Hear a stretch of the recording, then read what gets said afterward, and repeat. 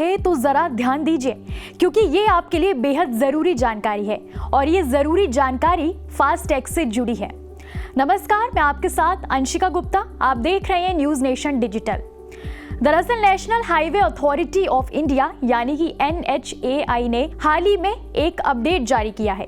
इस अपडेट में NHAI ने बताया है कि 31 जनवरी से पहले फास्टैग की KYC का काम पूरा करना बेहद जरूरी है। इलेक्ट्रॉनिक टोल संग्रह प्रणाली की क्षमता को बढ़ाने के अपने कदम के तहत बिना KYC वाले फास्टैग को 31 जनवरी के बाद बैंकों द्वारा निष्क्रिय या ब्लैकलिस्ट कर दिया जाएगा। ऐसा होने पर आप टोल पर फास्टैग से भुगतान नहीं कर पाएंगे। वहीं बिना फास्टैग के टोल पर दुगुना टैक्स देना पड़ सकता है। NHAI ने बताया है कि 31 जनवरी से पहले फास्टैग की KYC का काम पूरा करना बेहद जरूरी है। इलेक्ट्रॉनिक टोल संग्रह प्रणाली की क्षमता को बढ़ाने के अपने कदम के तहत बिना KYC वाले फास्टैग को 31 जनवरी के बाद बैंकों द्वारा निष्क्रिय या ब्लैकलिस्ट कर दिया जाएगा। ऐसा होने पर आप टोल पर फास्टैग से भुगतान नहीं कर पाएंगे। वहीं बिना फास्टैग के टोल पर दुगना टैक्स देना पड़ सकता है।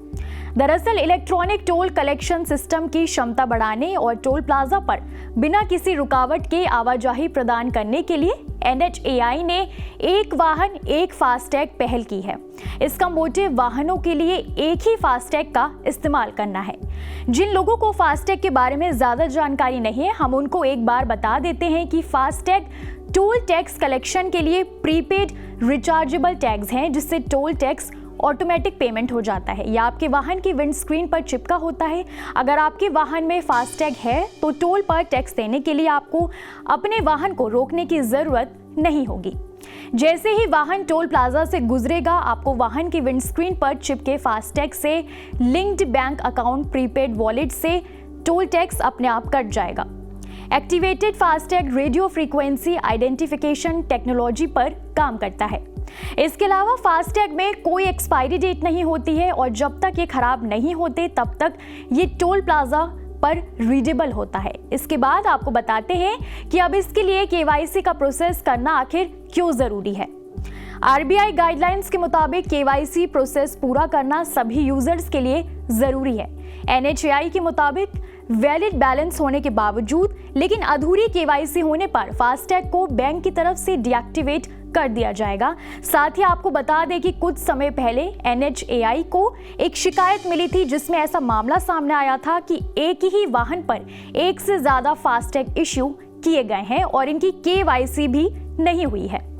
साथ ही गाड़ी की विंडशील्ड पर कई बार फास्टैग को सही से नहीं लगाया गया है, जिससे देरी होती है और लोगों को भी इस देरी की वजह से परेशान होना पड़ता है।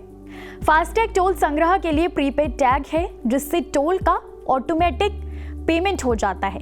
ये रेडियो फ्रीक्वेंसी आइडेंटिफिकेशन तकनीक पर काम करता है। फास्टैग की कोई एक्सपायरी डेट नहीं होती है। जैसे ही वाहन टोल प्लाजा को क्रॉस करेगा, वाहन की विंडस्क्रीन पर चिपकाए गए फास्टैग से लिंक बैंक खाते प्रीपेड वॉलेट से टोल शुल्क अपने आप कट जाएगा।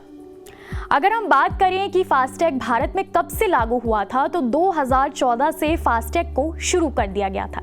ऐसा तय हुआ कि देश भर के टोल्स पर टैक्स का भुगतान फास्टैग के माध्यम से किया जाएगा। अगर किसी वाहन पर फास्टैग नहीं है तो उससे दुगना टैक्स वसूला जाएगा।